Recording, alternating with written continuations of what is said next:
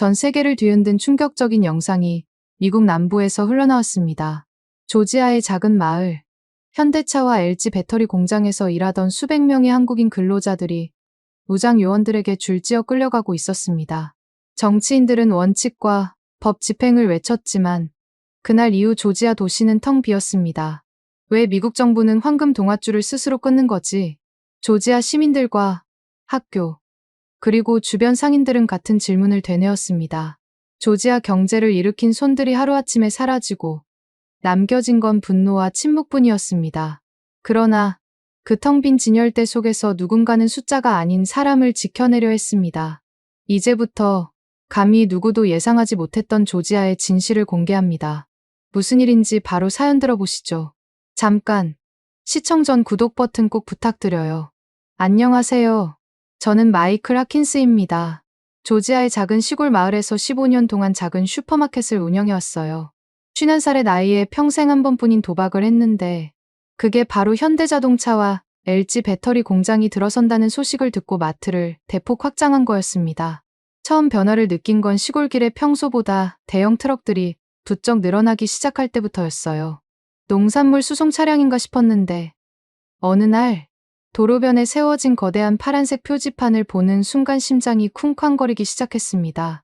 현대자동차와 LG 배터리 공장 건설 부지라고 적힌 그 간판을 보면서 이거다 싶었어요. 그날 밤부터 잠이 오지 않았습니다. 머릿속으로 온갖 계산을 해봤거든요. 15년 동안 작은 슈퍼마켓으로 간신히 버텨온 제게 이런 절호의 기회가 올 줄은 꿈에도 몰랐어요. 전에 물류 유통 매니저 보조로 일했던 경험이 있어서 숫자 분석과 동선 설계, 재고 관리에는 나름 자신이 있었습니다. 그 노하우를 바탕으로 이번 기회만큼은 절대 놓치지 않겠다고 다짐했어요. 은행에 가서 대출 상담을 받을 때도 떨렸습니다. 담당 직원은 처음엔 시골 마트 확장이요 라며 회의적인 반응을 보였지만 제가 밤새워 준비한 사업 계획서와 공장 건설로 인한 인구 유입 전망 자료를 차근차근 설명하고 나니 표정이 완전히 달라졌어요. 하킨스 씨, 이거 정말 기가 막힌 아이디어네요. 적극 도와드리겠습니다라며 손을 내밀더라고요. 승인 문자를 받았을 때의 그 전율은 지금도 생생합니다. 손이 덜덜 떨려서 휴대폰을 제대로 잡을 수가 없었거든요. 드디어 제 꿈을 실현할 수 있게 된 거죠. 작은 동네 슈퍼를 중형 마트로 키우는 것. 그것도 한국의 세계적 기업들이 들어오는 타이밍에 맞춰서 말입니다. 집에 돌아와서 가족들에게 소식을 전했을 때 반응이 제각각이었어요. 간호사인 아내 니콜은 여보, 너무 무리하는 건 아닐까요? 라고 걱정했지만 문빈만큼은 기대에 차 있었고 고등학교 풋볼 와이드 리시버인 아들 제이드는 아빠 진짜 대단해요. 우리 가게가 커지는 거죠. 라며 신나서 어쩔 줄 모르더라고요. 은퇴한 교사인 어머니 에드나는 조용히 제 손을 잡으시면서 마이클, 주님이 주신 기회인 것 같구나 라며 든든하게 지지해 주셨습니다. 본격적인 설계 작업이 시작되었어요. 식탁 위에 매장 도면을 펼쳐놓고 온 가족이 머리를 맞대고 회의를 했습니다. 저는 굵은 검정 매직으로 물류 동선을 하나하나 그려가면서 설명했어요. 봐요. 입고 구역에서 백룸으로 이어지는 동선이 자연스러워야 하고 백룸에서 진열대로 나가는 경로도 직선으로 만들어야 해요. 그래야 작업 효율성이 최대화되거든요. 니콜이 그럼 고객 동선은 어떻게 할 건데? 라고 묻자. 저는 다른 색깔 펜으로 고객 이동 경로를 추가로 표시했습니다. 입구에서 들어와서 생필품 코너를 거쳐 식품 구역으로 마지막에 냉동 냉장고를 들러서 계산대로 나가는 흐름이에요. 자연스럽게 모든 구역을 둘러볼 수 있도록 설계한 거죠. 가장 중요하게 생각한 부분은 아시안 전용 코너였습니다. 인터넷으로 한국 공장 인력 수요 전망 자료를 찾아서 프린트해서 벽에 붙여놨는데 정말 놀라운 수치였어요. 공사가 본격화되기도 전인데 벌써 채용 공고가 계속 늘어나고 있었거든요. 청년 기술자들과 엔지니어들이 한국 본사에서 파견될 예정이라는 내용도 있었고요. 첫 번째 대량 발주를 준비할 때는 정말 신중했습니다. 발주서 맨 위쪽에 아시안 카테고리를 대폭 확장해서 적어 넣었어요. 한국 라면만 해도 신라면부터 시작해서 너구리, 짜파게티, 불닭볶음면까지 종류별로 세세하게 나열했고 김치와 미역, 다시마 같은 해조류, 참기름과 고춧가루, 된장 같은 조미료까지 꼼꼼히 리스트업했습니다. 여보, 이렇게 많이 주문해도 될까요? 라고 니콜이 걱정스럽게 물어봤을 때 저는 자신만만하게 대답했어요. 괜찮아요. 한국 사람들이 고향 음식을 얼마나 그리워하는지 아세요? 게다가 여기서 구하기 힘든 재료들이니까 분명 잘 팔릴 거예요. 아내는 매일 저녁 벽에 붙인 달력을 보면서 개점일까지 카운트다운을 했어요. 우린 분명히 해낼 수 있어, 마이클. 우리 가족이 뭉치면 못할 게 없잖아라며 빨간 펜으로 날짜를 하나씩 지워가는 모습이 정말 든든했습니다. 가족의 든든한 지지가 있으니 어떤 어려움도 헤쳐나갈 수 있을 것 같았거든요. 지역 라디오에서는 연일 공장 소식을 다뤘어요. 우리 조지아의 작은 시골 마을이 드디어 세계 무대로 도약하고 있습니다라는 진행자의 흥분된 목소리가 차 안에서 울려 퍼졌고 황금 동아줄이라는 표현도 자주 들렸습니다. 정말 적절한 비유라고 생각했어요. 하늘에서 내려준 기회의 밧줄 같았거든요. 공사가 본격화되면서 마을 전체 분위기가 확 달라졌습니다. 평소엔 한산하던 동네 카페에도 사람들이 모여서 공장 건설 얘기를 나누고 부동산 중개소 앞에는 토지 매매 공고판이 빼곡하게 붙었어요. 주민들 표정도 밝아졌고 뭔가 희망찬 에너지가 마을 전체에 퍼져나가는 걸 느낄 수 있었습니다. 드디어 대망의 개점날이 왔어요. 평소보다 2시간 일찍 일어나서 마지막 점검에 들어갔습니다. 진열대 하나하나 정리하고 포스 시스템 작동 상태 확인하고 직원들 배치까지 모든 것을 완벽하게 준비했어요. 문을 여는 순간 어떤 일이 벌어질지 설렘과 긴장이 동시에 밀려왔습니다. 오픈 첫날 아침, 정말 믿기 어려운 광경이 펼쳐졌어요. 현대자동차와 LG 로고가 새겨진 파란색, 작업복과 안전조끼를 입은 사람들이 쇼핑카트를 밀고 줄지어 들어오기 시작한 거죠. 한국인들의 얼굴에는 새로운 환경에서 필요한 물건들을 찾을 수 있다는 안도감이 역력했고 멕시코계와 베트남계 직원들도 함께 어우러져서 제 마트를 둘러보는 모습이 정말 감동적이었어요. 포스 시스템 매출 현황판을 확인했을 때 전년 동기 대비 28% 상승된 수치를 보고 저는 길게 안도의 한숨을 내쉬었습니다. 정말 옳은 선택이었구나 싶었거든요. 특히 교대 시간에 맞춰서 델리 코너와 푸드 매출이 예쁜 곡선을 그리며 올라가는 걸 보니 더욱 뿌듯했어요. 계산대에서는 정말 신기한 장면들이 연출되었습니다. 스페인어로 그라시아스라고 인사하는 멕시코 고객, 베트남어로 뭔가 열심히 설명하는 직원, 그리고 한국어로 감사합니다라고 정중하게 인사하는 엔지니어들의 목소리가 자연스럽게 섞여 들렸거든요. 이게 바로 진정한 아메리칸 멜팅 팟이구나 생각했습니다. 한국 고객들이 특히 인상 깊었어요. 정중하고 예의 바르게 사장님, 혹시 김밥 만들 재료들 좀 더 다양하게 들여놓으실 수 있을까요? 라고 부탁하시는 모습을 보면서 마음이 따뜻해졌습니다. 그럴 때마다 발주 리스트에 참기름, 단무지, 우엉, 시금치, 당근 같은 재료들을 추가로 적어 넣었어요.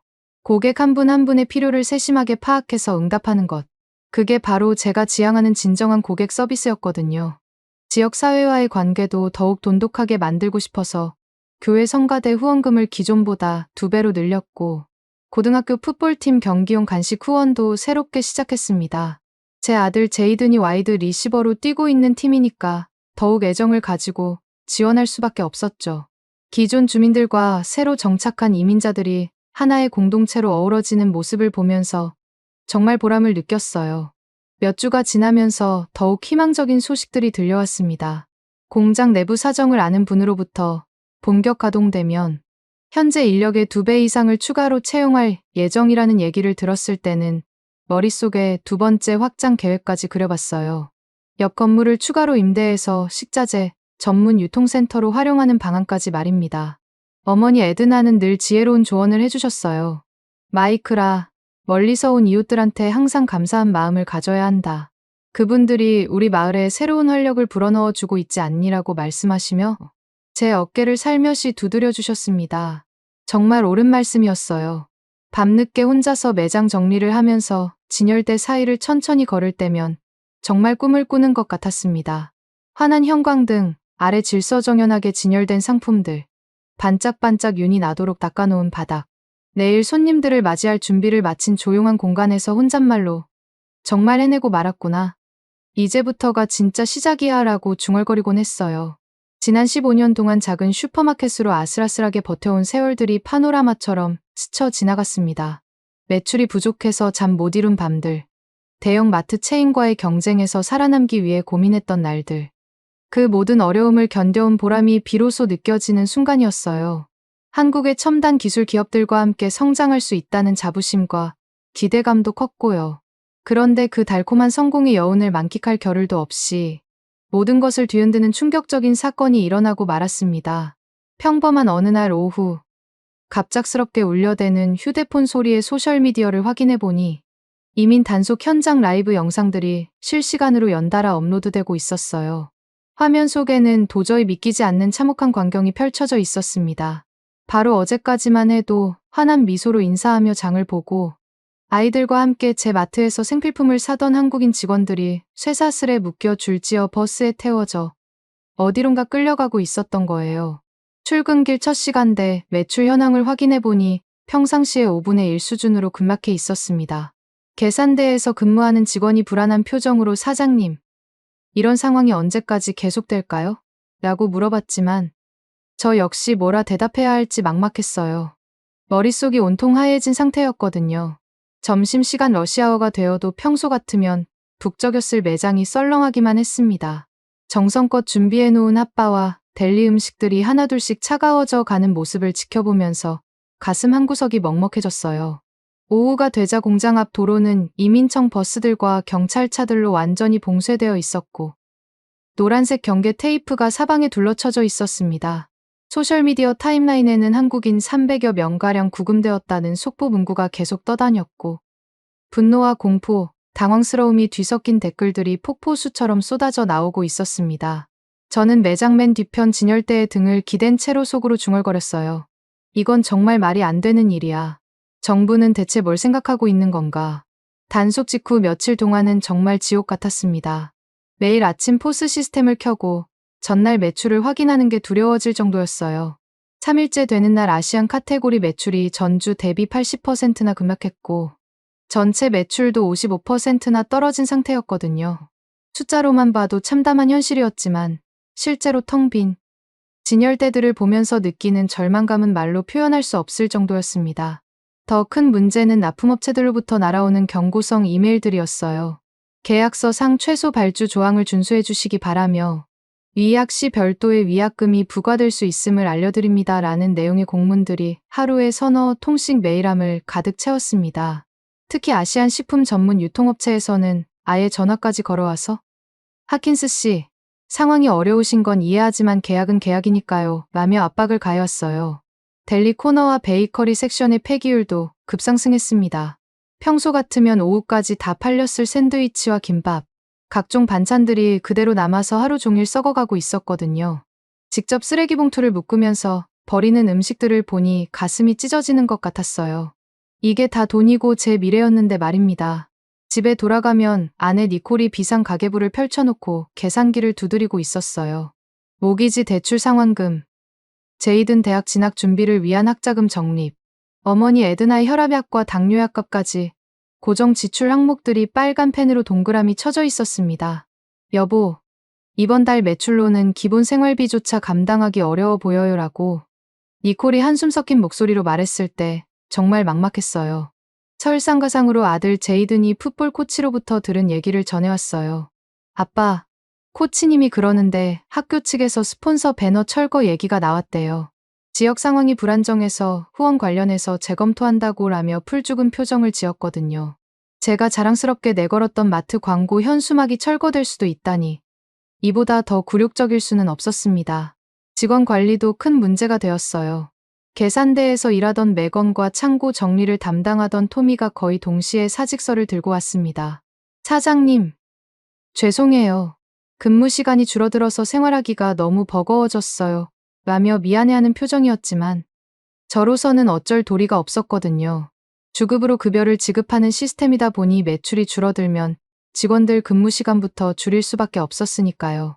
밤늦게 혼자 매장에 남아서 텅 빈 통로 사이를 걸으면서 속삭이듯 중얼거렸어요. 하루하루 빚만 늘어가고 있어. 이건 정말 비상 상황이야. 한 달 전만 해도 희망으로 가득했던 이 공간이 이제는 무거운 부담으로만 느껴졌습니다. 확장을 위해 받은 대출금 이자는 매일 눈덩이처럼 불어나고 있는데 매출은 바닥을 치고 있으니 정말 답이 보이지 않았어요. 며칠 후 카운티 타운홀에서 긴급 회의가 열렸습니다. 주민들 사이에서는 법 집행이냐, 지역 경제 붕괴냐를 두고 격렬한 논쟁이 벌어졌어요. 한쪽에서는 무차별적인 단속이 아니냐고 목소리를 높였고, 다른 쪽에서는 우리 경제가 무너지고 있다며 맞받아쳤습니다. 동네가 완전히 둘로 갈라져 버린 거죠. 특히 기억에 남는 건 한 중년 남성이 마이크를 잡고 한 말이었어요. 미완공 상태면 미국인들을 더 고용하지, 왜 굳이 외국인들을 데려와야 하나요? 일자리는 우리가 먼저 가져야죠. 그 순간 정말 화가 치밀어 올랐습니다. 한국의 최첨단 배터리 공장을 지을 수 있는 고급 기술 인력이 이 동네에 얼마나 있다고 그런 소리를 하는 건지 답답하기 그지없었어요. 정말 무지한 단순하였거든요. 더 가슴 아픈 건 단속이 너무 무차별적이었다는 점이에요. 비원 비자로 합법적으로 체류하며 상업적이고 전문적인 업무를 수행하던 엔지니어들과 기술자들까지 일단 잡고 보는 시기였거든요. 비원 비자는 미국에서 상업적 또는 전문직 성격의 비즈니스 활동을 위해 발급되는 정당한 비자인데도 법적으로 아무런 문제가 없는 사람들이 구금되어 억울함을 호소하고 있었어요. 정부 측에서는 사과는커녕 적법한 법 집행이었다는 입장만 되풀이하고 있었고요. 그런 와중에도 교회 목사님이 특별한 배려를 해주셨습니다. 단속으로 인해 갑작스럽게 변호사 선임이나 법적 대응이 필요한 분들을 위해 교회에 지하 상담실을 임시 법률 상담소로 개방한 거죠. 자원봉사 변호사들이 와서 무료로 상담해주고 가족들과 연락이 끊긴 분들을 위해 국제 전화도 사용할 수 있게 해놓았어요. 저는 재고로 남은 식료품들을 정리해서 구호 키트로 만들어 교회로 가져갔어요. 라면, 통조림, 생수, 기본적인 생필품들을 상자에 담아서 말입니다. 법적 문제 해결을 위해 교회에 머물면서 상담을 기다리는 분들이 허기를 달랠 수 있도록 도움을 주고 싶었거든요. 교회 상담실에는 여러 국적의 사람들이 조용히 앉아서 자신의 차례를 기다리고 있었어요. 한국에서 온 엔지니어들뿐만 아니라 멕시코계, 베트남계 직원들까지 모두 불안한 표정으로 모여 있었는데 간혹 들려오는 아이들의 작은 속삭임 소리가 더욱 마음을 무겁게 했습니다. 이런 상황에서도 서로를 위로하고 정보를 공유하는 모습을 보니 인간의 연대감을 다시 한번 느꼈어요. 제 속은 정말 끓어오르고 있었습니다. 공장을 빠르게 완공할 수 있는 숙련된 기술자들을 지금 이 시점에서 억울하게 구금한다고? 정말 앞뒤가 맞지 않는 정책이었어요. 트럼프 정부의 전형적인 정치쇼라는 생각이 들었습니다. 상대 국가를 압박하고 자국 우선주의를 과시하려는 의도가 뻔히 보이는데 진절머리가 났어요. 하지만 한국 같은 기술 선진국에게는 그런 수법이 통하지 않을 거라고 생각했습니다. 현대자동차와 LG 측에서도 난감해하는 기색이 역력했어요. 회사 차원에서는 모든 법적 절차를 준수하며 합법적으로 인력을 파견했는데 갑작스러운 정부의 무차별 단속으로 인해 핵심 기술진들이 구금되거나 추방 위기에 처한 상황이었거든요. 공장 완공 일정에도 차질이 생길 수밖에 없었고 이는 결국 지역 경제 전체에 악영향을 미치는 일이었습니다. 지역 신문사 기자가 찾아와서 상권 타격 관련 인터뷰를 제안했어요. 하킨스 씨, 실제 매출 변화와 지역, 경제 영향에 대해 구체적인 증언을 해주실 수 있나요? 저는 망설이지 않고 승낙했습니다. 좋습니다. 하지만 감정적인 얘기가 아니라 정확한 숫자와 데이터로 설명해 드리겠어요. 그날 밤부터 본격적으로 자료 정리에 들어갔어요. 포스 시스템에서 단속 전후의 고객 방문 건수, 평균 체류 시간, 객단가 변화를 모두 뽑아서 그래프로 만들었습니다. 델리 코너의 음식 폐기율과 냉장, 냉동식품의 손실률도 표로 정리했는데 현실이 숫자로 보니 더욱 참혹하다는 걸 깨달았어요. 멕시코계 반장으로 일하던 카를로스도 도움을 줬습니다. 교대 인력 부족으로 인한 생산라인 차질과 다운타임 위험성을 손으로 직접 그려서 설명해줬거든요. 미스터 하킨스, 이렇게 갑자기 핵심 기술자들이 빠지면 전체 공정이 완전히 마비되어 버려요. 한국 엔지니어들의 기술적 노하우 없이는 정말 불가능한 상황이에요. 라며 심각한 표정이었어요. 교회와 상점과 연합에서도 움직이기 시작했습니다. 법적 문제 해결을 기다리는 분들을 위한 식료품과 기본 생필품 리스트를 만들고 지원 순번표를 붙여서 체계적으로 도움을 주기로 한 거죠. 니콜은 처음엔 여보, 우리도 당장 파산 위기인데 남을 도울 여유가 있을까요? 라고 걱정했지만 저는 단호하게 말했어요. 우리가 망하든 말든 도와야 할 사람들은 도와야 해. 기자에게 제공할 자료들을 정리하면서 사진도 찍었어요. 데이터 그래프들과 현장 상황을 보여주는 사진들, 그리고 폐기 처분해야 하는 음식들의 영수증까지 모든 걸 증거로 준비했습니다. 단순한 감정 호소가 아니라 팩트와 데이터로 승부하고 싶었거든요. 카메라 앞에 서서 인터뷰할 때는 정말 떨렸지만 할 말은 확실히 했어요. 트럼프 정부의 이런 무차별적인 단속 방식은 정말 도리에 어긋났습니다. 조지아 주의 손발을 스스로 자르는 일이에요. 비원 비자로 합법적으로 여기서 일하던 분들까지 구금하고도 사과 한마디 없다니. 정말 말이 안 되는 상황입니다. 제 목소리가 떨리긴 했지만 전하고 싶은 메시지만큼은 분명하게 전달했다고 생각해요. 인터뷰가 끝나고 집으로 돌아오는 길에 생각해보니 정말 복잡한 심정이었어요. 한편으로는 목소리를 낼 수 있어서 다행이었지만 다른 한편으로는 이런 일이 언제까지 계속될지 막막했거든요. 무엇보다 억울하게 구금된 분들이 하루빨리 풀려나서 정상적인 일상으로 돌아갔으면 하는 마음이 간절했습니다. 그날 밤 어머니 에드나가 제 손을 잡으며 말씀하셨어요. 마이클아, 옳은 일을 했구나. 비록 지금은 어렵지만 주님이 보고 계실 거야. 그 말씀을 들으니 조금이나마 마음이 편해졌어요. 적어도 양심에 거리끼는 일은 하지 않았다는 생각이 들었거든요. 하지만 현실적인 문제들은 여전히 산적해 있었어요. 당장 다음 주 직원 급여를 어떻게 지급할지, 납품업체 외상값은 언제 정리할지, 그리고 가장 중요한 건 이 상황이 언제까지 지속될 것인지 전혀 예측할 수 없었거든요. 제 인생 최대의 도전이 최악의 시험대에 오른 상황이었습니다. 인터뷰 영상이 방송되고 온라인에 업로드된 후 반응이 정말 폭발적이었어요. 지역 방송국 웹사이트 조회수가 평소의 10배를 넘어섰고 소셜미디어에는 제 인터뷰를 공유하는 게시물들이 빗발처럼 쏟아졌습니다. 지지하는 댓글들도 많았지만 불법 체류자 편드는 사업자라는 식의 악성 댓글들도 상당했거든요. 하지만 저는 전혀 후회하지 않았어요. 누군가는 진실을 말해야 했고 그게 바로 제 역할이었으니까요. 더욱 놀라웠던 건 전국 각지에서 연대 메시지들이 날아온 것이었습니다. 텍사스의 한 마트 사장, 캘리포니아의 식당 운영자, 심지어 뉴욕의 한인상권 대표까지 용기 있는 발언에 감사하다며 격려 메시지를 보내왔어요. 제가 혼자가 아니라는 걸 깨달으니 힘이 났습니다.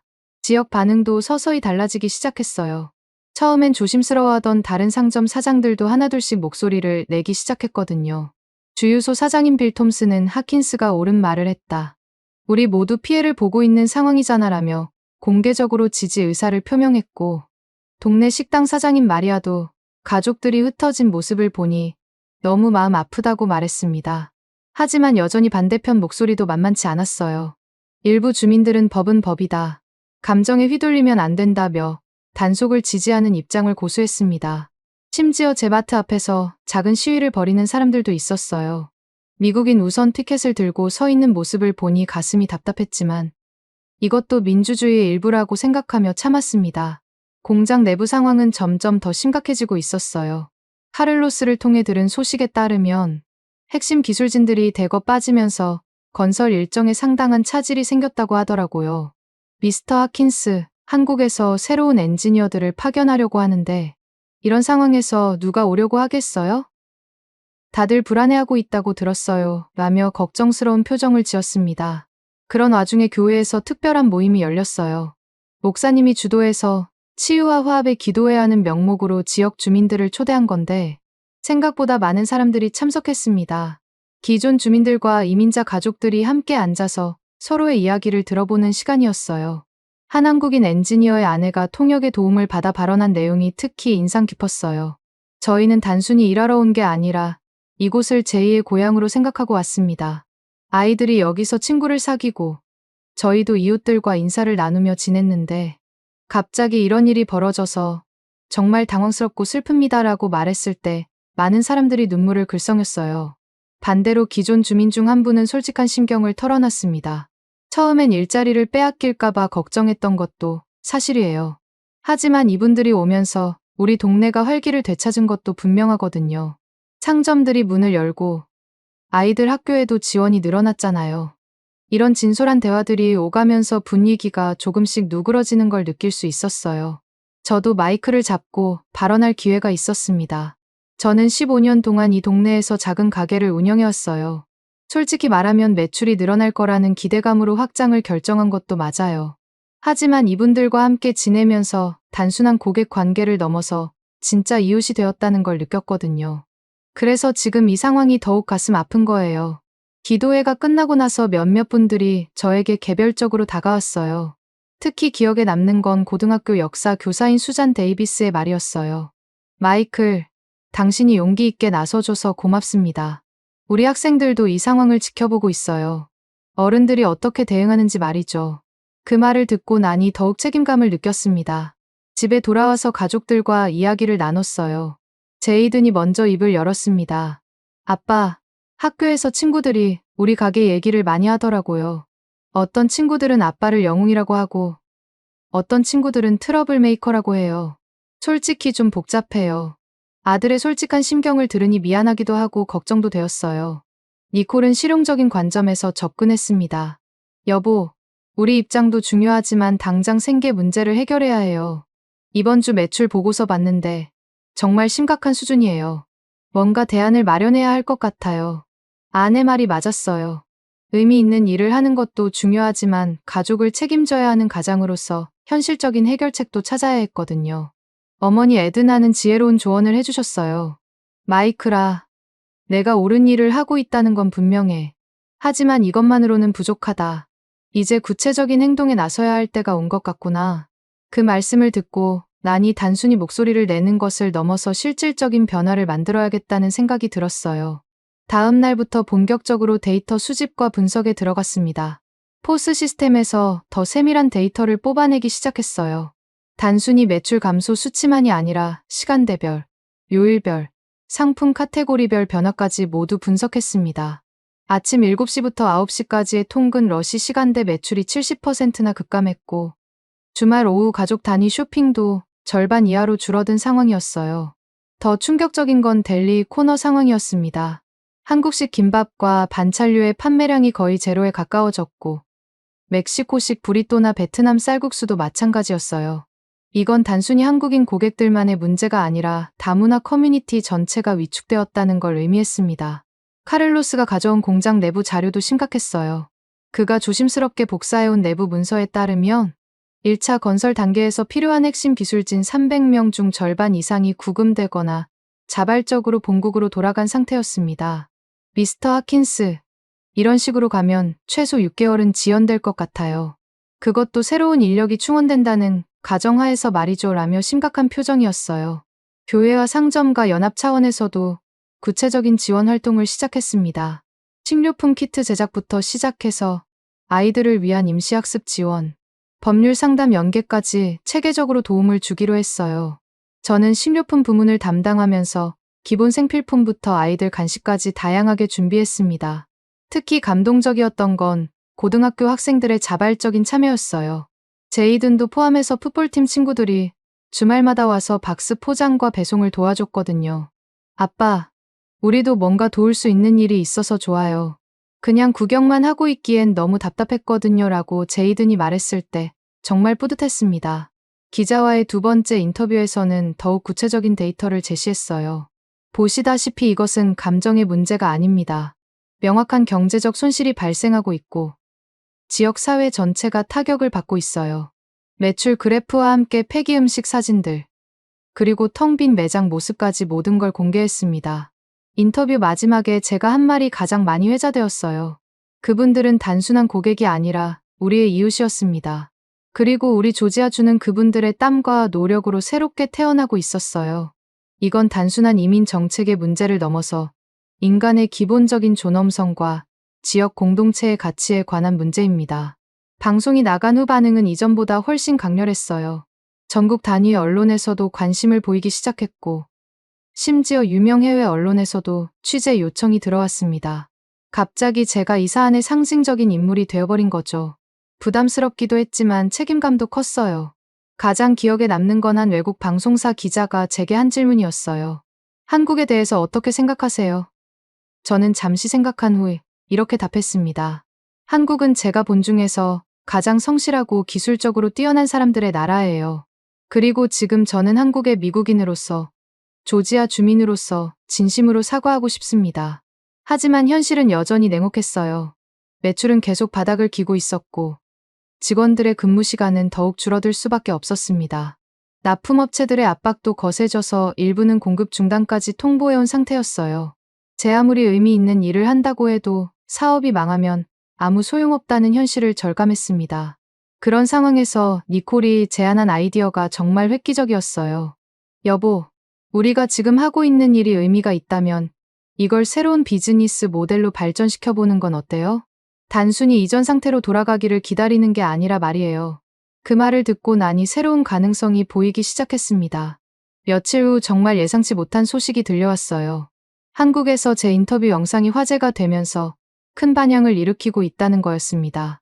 하지만 그 반응은 제가 기대했던 것과는 완전히 달랐어요.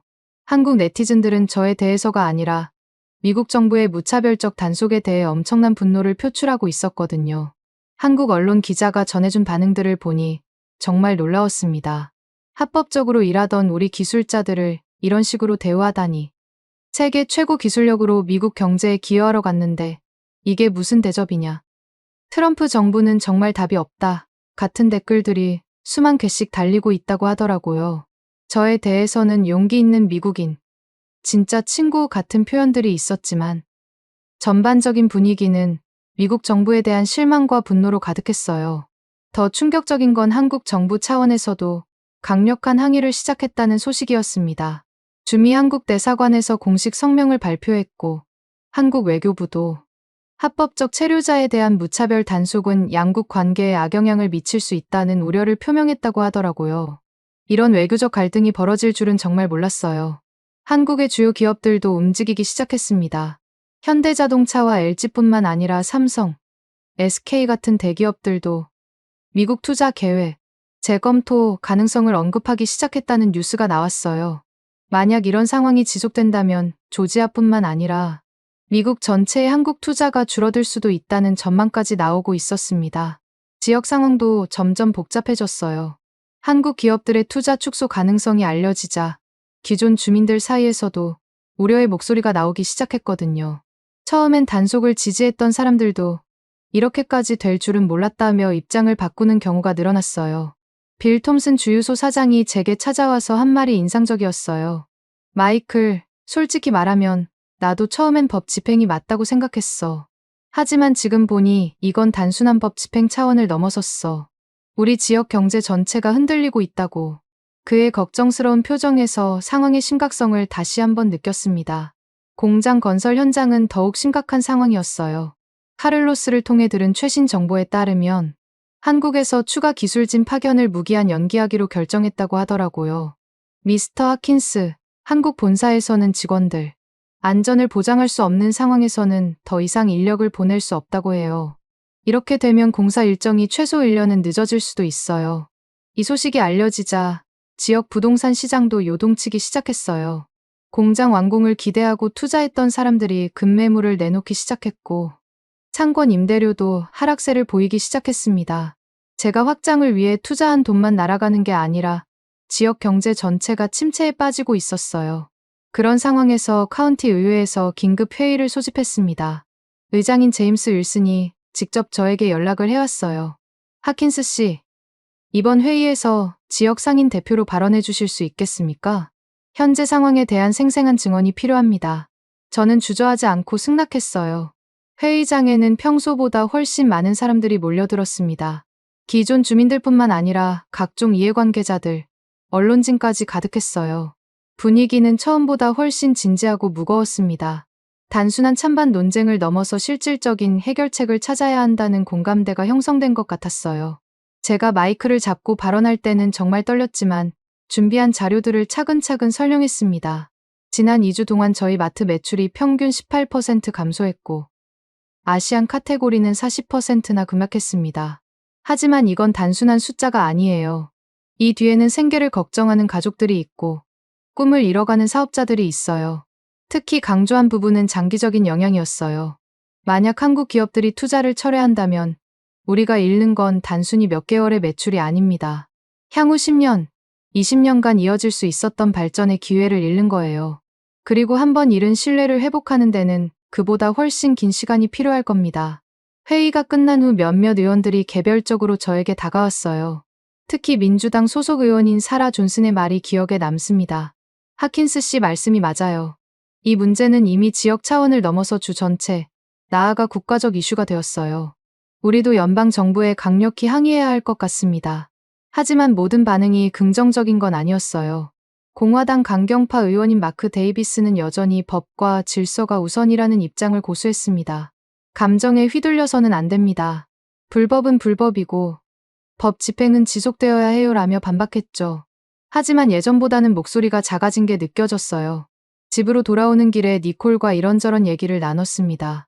여보, 이제 정말 선택의 기로에 서 있는 것 같아요. 계속 이런 식으로 버틸 건지 아니면 완전히 다른 방향으로 전환할 건지 말이에요. 아내의 말이 맞았어요. 단순히 상황이 좋아지기만 기다릴 수는 없는 상황이었거든요. 그날 밤 가족 회의를 열었어요. 제이든도 참여해서 진지하게 이야기를 나눴습니다.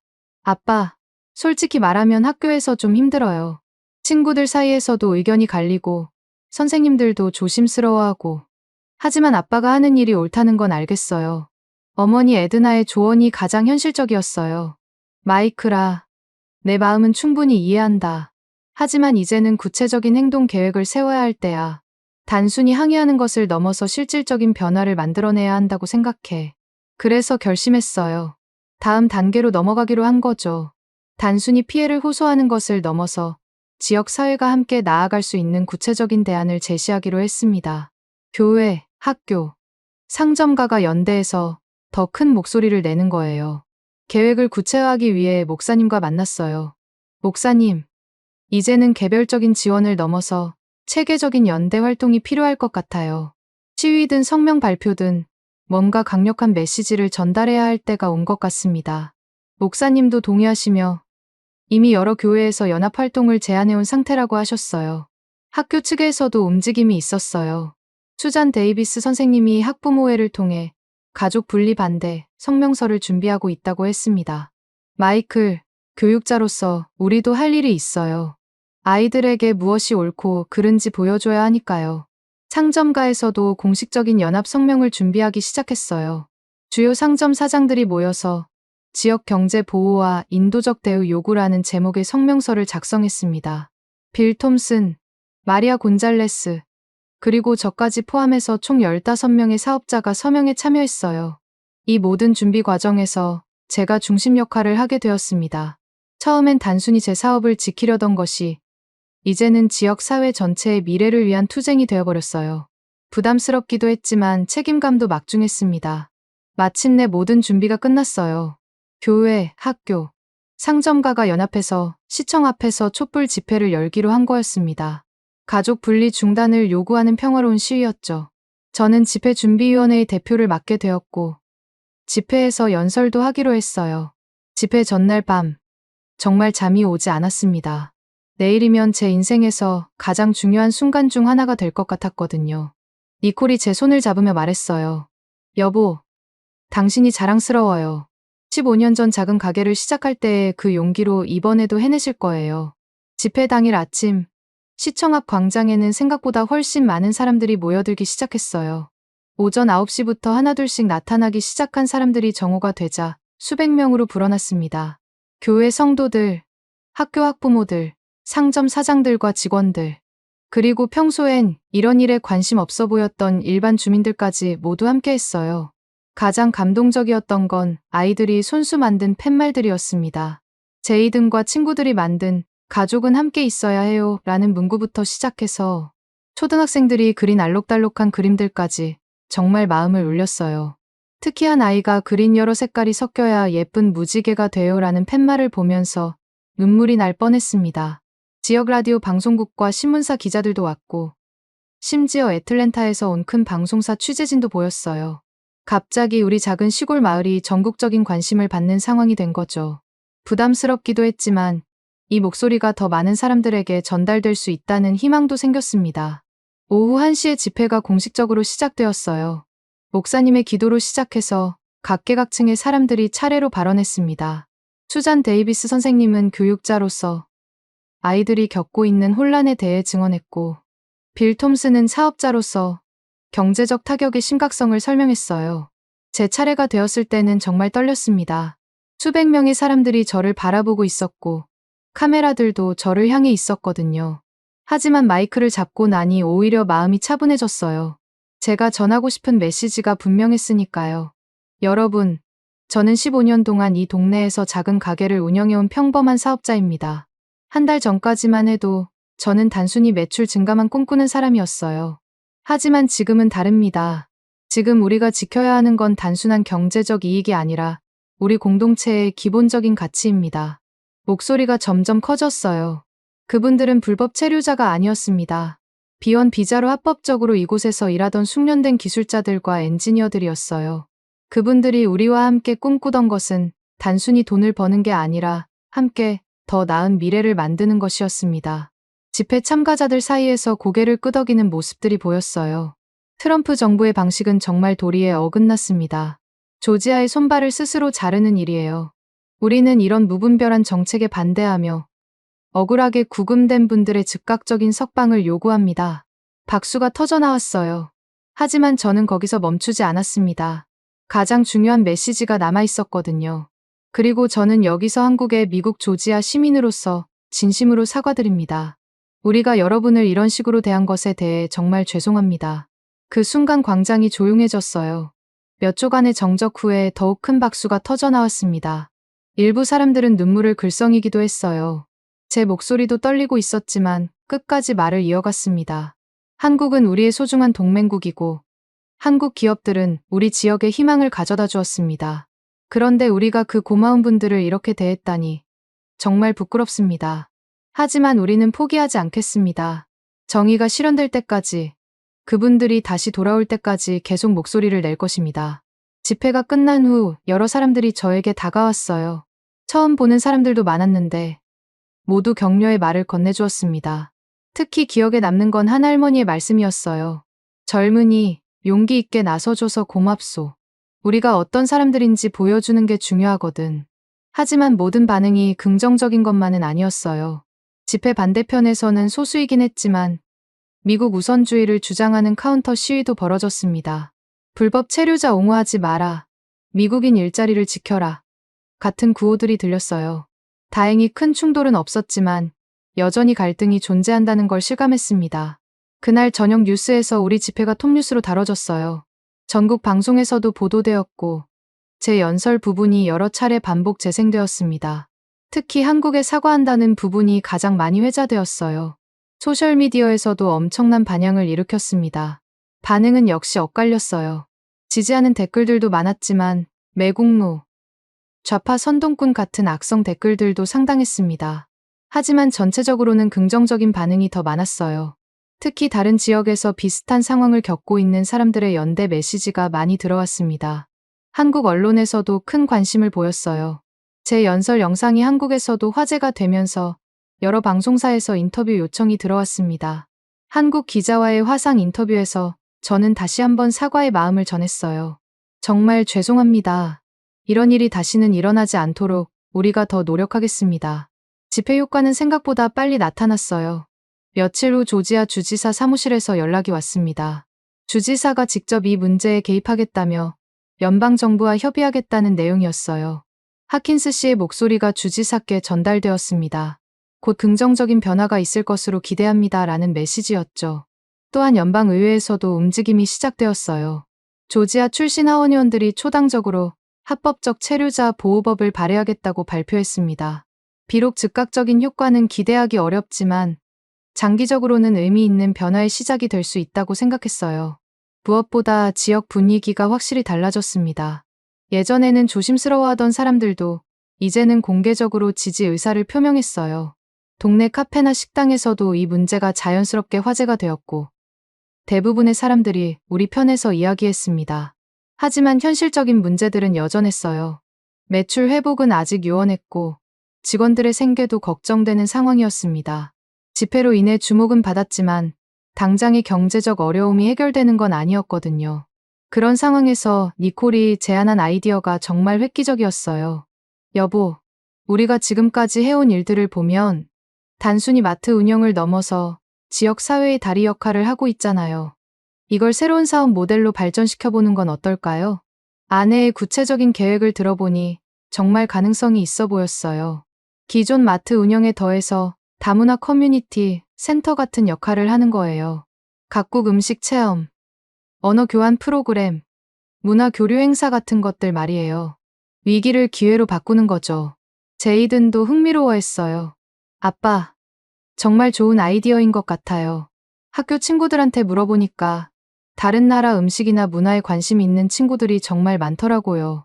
근데 여기서는 경험할 기회가 별로 없잖아요. 어머니 에드나도 지지해 주셨어요. 그동안 내가 보여준 리더십을 보면 충분히 가능할 것 같구나. 단순히 물건만 파는 게 아니라 사람들을 연결하는 역할을 하는 거지. 그것도 하나님이 원하시는 일이야. 그래서 구체적인 계획을 세우기 시작했어요. 기존 마트 공간의 일부를 개조해서 다목적 홀을 만들고 각국 요리 교실이나 문화 체험 프로그램을 운영하는 거였습니다. 수익 모델도 단순히 상품 판매에서 체험 프로그램 수강료, 이벤트 대관료 등으로 다각화하는 거고요. 물론 쉽지 않은 도전이었어요. 추가 투자도 필요했고 새로운 사업 모델에 대한 불확실성도 컸습니다. 하지만 지금까지의 경험을 통해 배운 게 있다면 위기 상황에서는 기존의 틀을 깨고 새로운 시도를 해야 한다는 것이었어요. 모든 게 돌아오지는 않을 거라는 걸 인정하기로 했습니다. 매출도 예전 수준으로 완전히 회복되기는 어려울 것이고 아시안 카테고리는 당분간 40% 정도 감소된 상태를 유지할 가능성이 높았어요. 하지만 그 대신 새로운 가능성을 만들어가기로 한 거죠. 카테고리도 재편하기로 했어요. 아시안 식품 비중을 줄이는 대신 다문화 기본 식자재와 로컬 농산물 직판, 그리고 푸드트럭과의 제휴를 통한 새로운 먹거리 개발에 집중하기로 했습니다. 단순히 예전으로 돌아가려 하지 않고 변화에 적응하는 거였어요. 집회가 끝나고 다음 날 정말 큰 변화가 있었어요. 연방정부에서 갑작스럽게 구금된 한국인들의 석방을 발표한 거였습니다. 하지만 그 석방이 우리가 원했던 결과로 이어지지는 않았어요. 오히려 더 큰 충격이 기다리고 있었거든요. 석방 소식을 들었을 때는 정말 기뻤습니다. 드디어 정의가 실현되는구나 싶었어요. 카를로스도 전화를 걸어와서 미스터 하킨스, 좋은 소식이에요. 한국 분들이 풀려났대요 라며 기쁨을 감추지 못했습니다. 저도 마침내 이분들이 정상적인 생활로 돌아갈 수 있게 되었다고 생각했어요. 하지만 그 기쁨은 오래가지 못했습니다. 석방된 다음 날, 정말 믿기 어려운 광경이 펼쳐졌거든요. 한국 정부에서 전세기를 보내서 모든 한국인 직원들을 본국으로 데려가는 거였어요. 구금에서 풀려난 사람들뿐만 아니라 구금되지 않았던 핵심 인원들까지 모두 포함해서 말이죠. 공항 쪽으로 향하는 도로에 한국항공사 로고가 붙은 대형 버스들이 줄지어 지나가는 모습을 봤을 때 정말 충격이었어요. 아, 이분들이 정말 떠나는구나 싶었습니다. 석방이 끝이 아니라 완전한 철수의 시작이었던 거죠. 급하게 공장으로 달려가 봤는데 현장은 이미 정리 작업이 한창이었어요. 며칠 전까지만 해도 활기차게 돌아가던 건설 현장이 갑자기 철수 준비 현장으로 바뀐 거였습니다. 한국 측 장비들을 포장하고 자료들을 정리하고 임시 사무실을 해체하는 모습들을 보니 가슴이 먹먹했어요. 현장 관계자 중 한 분과 짧게 이야기할 기회가 있었는데 그분의 말씀이 정말 인상 깊었어요. 하킨스 씨가 우리를 위해 많은 노력을 해주신 건 잘 알고 있어요. 정말 감사합니다. 하지만 이제 우리 정부 차원에서 안전을 보장할 수 없다고 판단한 거예요. 더 이상 직원들을 위험에 빠뜨릴 수는 없다고 하네요. 그분이 건네준 명함 뒷면에는 한글로 뭔가 적혀 있었어요. 나중에 한국어를 아는 사람에게 물어보니 친구라고 적혀 있다고 하더라고요. 그 작은 글씨를 보면서 정말 복잡한 심정이었습니다. 이분들과 진정한 친구가 되었다고 생각했는데 이렇게 헤어져야 하다니. 오후가 되자 공장 주변이 완전히 달라졌어요. 며칠 전까지만 해도 한국어와 영어가 섞여 들리던 곳이 갑자기 조용해진 거죠. 멕시코계와 베트남계 근로자들만 남아서 뒷정리를 하고 있었는데 그분들 표정도 어두웠어요. 핵심 기술진들이 없으면 공사 진행이 불가능하다는 걸 다들 알고 있었거든요. 카를로스와 만나서 앞으로 어떻게 될지 물어봤어요. 그의 대답은 예상했던 것보다 훨씬 심각했습니다. 미스터 하킨스, 솔직히 말하면 공장 완공이 무기한 연기될 것 같아요. 한국에서 핵심 인력이 다시 올 때까지는 제대로 된 공사가 불가능하거든요. 그런데 언제 다시 올지는 아무도 모르는 상황이에요. 그 말을 듣는 순간 머릿속이 하얘졌어요. 공장 완공 무기한 연기라는 건 제 마트뿐만 아니라 지역 경제 전체에 치명적인 타격을 의미했거든요. 그동안 공장 건설을 기대하고 투자했던 모든 사람들이 피해를 보게 되는 거였어요. 집으로 돌아오는 길에 마트에 들렀는데 상황이 더욱 절망적이었습니다. 아시안 카테고리는 이미 거의 텅 빈 상태였고 델리 코너의 한국 음식들도 마찬가지였어요. 직원들은 사장님, 이제 어떻게 되는 거예요? 라고 불안해하고 있었는데 저도 뭐라고 답해야 할지 몰랐습니다. 포스 시스템으로 확인해본 당일 매출은 정말 참담했어요. 평상시에 20% 수준밖에 되지 않았거든요. 이제 한국인 고객들이 완전히 사라진 상황에서 매출 회복은 정말 요원해 보였습니다. 아시안 카테고리 40% 감소 정도가 아니라 아예 전체 매출 구조를 바꿔야 하는 상황이 된 거죠. 니콜과 아이들에게 상황을 설명할 때가 가장 힘들었어요. 여보, 한국 분들이 모두 떠났어요. 그리고 공장 완공도 언제가 될지 모르는 상황이 되었고요. 니콜의 얼굴이 창백해지는 걸 보면서 정말 미안했습니다. 가장으로서 가족을 이런 위험에 빠뜨린 것 같아서 말이에요. 제이든이 아빠, 그럼 우리가 지금까지 한 일들은 다 의미 없는 거예요? 라고 물어봤을 때는 정말 대답하기 어려웠어요. 아니야, 제이든. 우리가 한 일은 분명 의미가 있었어. 다만 결과가 우리가 원했던 것과 다를 뿐이야. 하지만 솔직히 저 자신도 확신이 서지 않았습니다. 어머니 에드나만큼은 여전히 지혜로운 조언을 해주셨어요. 마이크라, 결과가 어떻든 내가 옳은 일을 했다는 건 변하지 않는다. 그리고 이제는 새로운 시작을 준비해야 할 때야. 과거에 얽매이지 말고 미래를 보렴. 어머니 말씀이 맞았어요. 이제는 현실을 받아들이고 새로운 방향을 찾아야 할 때였습니다. 그날 밤 혼자 매장을 정리하면서 정말 많은 생각이 들었어요. 빈 진열대들을 보면서 지난 몇 주간의 일들이 주마등처럼 지나갔습니다.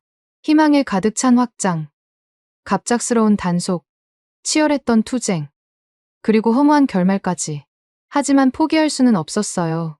15년 동안 이 자리를 지켜온 만큼 앞으로도 계속 이 지역에서 살아가야 했으니까요. 다만 이제는 완전히 다른 방식으로 접근해야 한다는 걸 깨달았습니다. 한국 공장에 의존하던 구조에서 벗어나서 지역 주민들을 위한 진짜 마트로 거듭나야 하는 거죠. 텅 빈 아시안 카테고리 진열대 앞에 서서 작은 메모지를 붙였어요. 여기에는 사람들이 있었습니다 라고 적힌 그 종이를 보면서 다짐했습니다. 비록 그분들은 떠났지만 우리가 함께 나눈 시간과 배운 교훈들은 잊지 않겠다고 말이에요. 한국인들이 모두 떠나고 다음 날 지역 언론에서 저를 찾아왔어요. 며칠 전 집회 때 했던 제 인터뷰가 전국적으로 화제가 되면서 후속 취재를 하러 온 거였습니다. 하지만 상황이 완전히 달라진 지금 기자의 질문들이 무겁게 느껴졌어요. 하킨스 씨, 며칠 전 집회에서 강력한 메시지를 전하셨는데 결국 모든 한국인들이 떠났습니다. 현재 상황을 어떻게 보시나요? 기자의 질문에 저는 깊은 한숨을 내쉬었어요. 정말 답하기 어려운 질문이었거든요. 트럼프 정부가 끝까지 강행한 결과죠. 저희가 아무리 목소리를 높여도 결국 정부 정책 앞에서는 힘이 없었던 것 같습니다.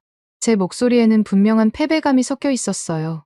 집회도 하고 성명서도 내고 했지만 결국 한국 정부가 안전상의 이유로 모든 인력을 철수시키기로 결정했으니까요. 기자가 계속 질문했습니다. 그럼 지금까지의 활동이 무의미했다고 생각하세요? 저는 잠시 망설이다가 솔직하게 답했어요. 무의미했다고 할 수는 없겠지만 결과적으로는 아무것도 바뀌지 않았죠. 아니, 오히려 더 나빠졌다고 해야겠네요. 인터뷰가 끝나고 마트로 돌아왔는데 현실이 더욱 참혹하게 다가왔어요. 한국인 고객들이 완전히 사라진 지금 매일매일이 적자의 연속이었습니다. 아시안 카테고리는 말할 것도 없고 전체적인 고객 수 자체가 급격히 줄어들고 있었어요. 특히 충격적이었던 건 델리 코너였습니다. 한국식 김밥이나 반찬류는 이제 아예 만들지도 않고 샐러드나 샌드위치 같은 기본적인 것들만 소량 준비하고 있었어요. 그마저도 하루 종일 팔리지 않아서 저녁마다 대부분 버려야 했습니다. 직원들의 근무 시간도 계속 줄어들 수밖에 없었어요. 토미가 저에게 다가와서 사장님, 이번 주 근무 시간이 또 줄어든다고 들었는데 솔직히 다른 일자리를 알아봐야 할 것 같아요 라고 말했을 때 정말 미안한 마음이 들었습니다. 가장 힘든 건 지역 사회의 변화된 분위기였어요. 며칠 전까지만 해도 저를 지지하고 격려해주던 사람들이 이제는 조심스럽게 거리를 두기 시작했거든요. 직접적으로 뭐라고 하지는 않았지만 시선이나 태도에서 느껴지는 게 있었어요. 동네 카페에 들렀을 때도 분위기가 어색했습니다. 평소 같으면 인사하고 안부를 묻던 사람들이 고개만 살짝 끄덕이고 지나가더라고요. 한 테이블에서는 제가 지나가자 대화를 중단하고 조용해지는 모습도 보였어요. 빌 톰슨 주유소 사장과 마주쳤을 때가 가장 어색했습니다. 예전 같으면 반갑게 인사하며 근황을 물어봤을 텐데 이번엔 마이클, 요즘 어때? 라고 형식적으로 묻고는 금세 다른 화제로 넘어가 버렸어요. 뭔가 부담스러워하는 기색이 역력했습니다. 교회 분위기도 달라졌어요. 목사님은 여전히 따뜻하게 대해주셨지만 일부 성도들의 시선이 예전과 다른 걸 느낄 수 있었어요. 예배 후 친교 시간에도 저 주변이 조용해지는 경우가 많았고 누군가 작은 목소리로 결국 소용없었네라고 중얼거리는 소리도 들렸습니다. 학교에서도 변화가 있었어요. 제이든이 집에 와서 아빠, 학교에서 애들이 좀 이상하게 보는 것 같아요. 선생님들도 예전처럼 친근하지 않고 라고 말했을 때 정말 가슴이 아팠습니다. 제 행동 때문에 아들까지 영향을 받고 있다는 생각이 들었거든요. 풋볼팀 후원 문제도 다시 거론되기 시작했어요. 학교 측에서는 직접적으로 말하지 않았지만 코치를 통해 현재 상황을 고려해서 후원 규모를 조정하는 게 어떨까라는 제안이 들어왔어요. 사실상 후원을 줄이거나 중단하라는 뜻이었죠. 집으로 돌아와서 가족들과 현실적인 이야기를 나눠야 했어요. 니콜이 가계부를 펼쳐놓고 말했습니다. 여보, 이대로 가면 정말 심각해져요. 매출은 계속 떨어지는데 고정비는 그대로거든요. 뭔가 근본적인 대책을 세워야 할 것 같아요. 어머니 에드나도 걱정스러운 표정이었어요. 마이클아, 내가 옳은 일을 하려고 했다는 건 알겠다. 하지만 이제는 가족을 생각해야 할 때가 온 것 같구나. 현실을 받아들이고 앞으로 나아가야 해. 어머니 말씀이 맞았어요. 더 이상 이상만 좇을 수는 없는 상황이었습니다. 그날 밤 혼자 매장을 정리하면서 정말 많은 생각이 들었어요. 텅 빈 아시안 카테고리 진열대들을 보면서 지난 몇 주간의 일들이 주마등처럼 지나갔습니다. 희망찬 확장, 갑작스러운 충격, 분노에 찬 투쟁, 그리고 허무한 결말까지. 포스 시스템으로 확인한 당일 매출은 평상시의 15% 수준이었어요. 이런 상태가 계속되면 한 달을 버티기도 어려울 것 같았습니다. 15년 동안 쌓아온 모든 것이 몇 주 만에 무너져 내리는 기분이었어요. 가장 마음 아픈 건 제가 아무것도 할 수 없다는 무력감이었어요. 정부 정책에 맞서 목소리를 높여봤지만 결국 아무것도 바뀌지 않았고 오히려 제 사업과 가족만 위험에 빠뜨린 결과가 되어버렸거든요. 정말 뭐가 옳은 선택이었는지 모르겠더라고요. 한국인들이 모두 떠나고 며칠이 지난 어느 날 정말 예상치 못한 일이 벌어졌어요. 아침에 마트를 열고 있는데 낯선 승합차 한 대가 주차장에 서더니 카메라와 장비를 든 취재진이 내려왔습니다. 처음엔 또 지역 방송국에서 온 줄 알았는데 알고 보니 CNN에서 온 메이저 방송사 취재팀이었어요. 하킨스 사장님이시죠? 저는 CNN의 사라 윌슨 기자입니다. 정장을 입은 여성 기자가 다가와서 정중하게 인사했어요. 저희가 조지아 상황에 대한 심층 보도를 준비하고 있는데 사장님과 인터뷰를 하고 싶어서 왔습니다. 솔직히 당황스러웠어요. 메이저 방송사에서 저를 찾아올 줄은 정말 몰랐거든요. 기자님, 지금 제 상황이 인터뷰를 할 만한 게 아니해서요.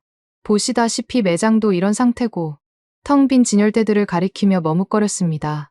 하지만 윌슨 기자는 오히려 그런 현실적인 모습이 필요하다고 했어요. 사장님, 바로 그런 현실을 보여주는 게 중요합니다. 트럼프 행정부의 정책이 실제 현장에서 어떤 결과를 가져왔는지 미국 전체가 알아야 해요. 카메라가 돌기 시작했을 때는 정말 떨렸어요. 지역 방송과는 완전히 다른 긴장감이었거든요. 사장님께서는 집회에서 한국에 사과한다고 말씀하셨는데 지금도 그 생각에는 변함이 없으신가요? 네, 당연하죠. 저는 망설이지 않고 답했어요. 지금 제 상황이 어떻든 그건 변하지 않아요. 우리가 한국의 기술자들을 이렇게 대한 것은 정말 잘못된 일이었습니다. 미국 조지아 시민으로서 다시 한번 진심으로 사과드립니다. 윌슨 기자가 계속 질문했어요. 그런데 결과적으로는 모든 한국인들이 떠났고 사장님의 사업도 큰 타격을 받으셨는데요.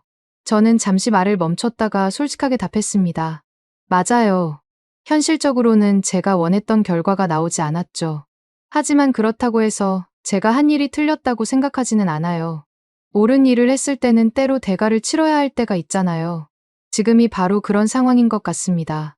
카메라가 매장 곳곳을 비추면서 텅 빈 아시안 코너와 한산한 델리 섹션을 담았어요. 윌슨 기자는 특히 제가 붙여놓은 작은 메모지에 관심을 보였습니다. 이 여기에는 사람들이 있었습니다라는 메모는 무슨 의미인가요? 이곳에는 단순한 고객이 아니라 진짜 사람들이 있었다는 걸 잊지 않기 위해서예요. 제 목소리가 약간 떨렸어요. 김민석 엔지니어는 매주 토요일마다 동료와 함께 와서 한국 과자를 사갔고, 박민주 기술자는 아내를 위해 김치를 정기적으로 주문했거든요. 그런 일상들이 하루아침에 사라져버린 거예요. 인터뷰가 진행되면서 점점 더 많은 이야기가 나왔어요. 제가 왜 목소리를 내기 시작했는지, 집회를 열게 된 경위는 무엇인지, 그리고 지금 느끼는 복잡한 감정들까지 모든 걸 솔직하게 털어놓았습니다. 사장님이 보시기에 이 상황의 가장 큰 문제는 무엇인가요? 윌슨 기자의 마지막 질문이었어요. 저는 한참 생각해보다가 답했습니다. 무분별함이에요. 합법적으로 일하던 사람들까지 일괄적으로 단속하고 그 결과가 어떨지는 전혀 고려하지 않은 채 강행한 거죠. 그리고 가장 큰 문제는 아직도 정부에서 이것이 잘못된 정책이었다고 인정하지 않는다는 거예요. 사과 한마디 없어요. 인터뷰가 끝난 후 윌슨 기자는 개인적으로 저에게 말했어요. 사장님, 정말 용기 있는 분이세요. 요즘 같은 시대에 이런 목소리를 내기가 쉽지 않은데 말이에요. 하지만 저는 고개를 저었어요. 용기라기보다는 그냥 해야 할 일을 한 것뿐이에요. 며칠 후 CNN에서 제 인터뷰가 방송되었어요. 메이저 방송사에 나간 덕분인지 반향이 정말 컸습니다. 소셜미디어에는 수천 개의 댓글이 달렸고 이메일도 하루에 수백 통씩 들어왔어요. 대부분 격려의 메시지였지만 비난하는 내용들도 적지 않았습니다. 가장 기억에 남는 이메일은 텍사스에서 온 것이었어요.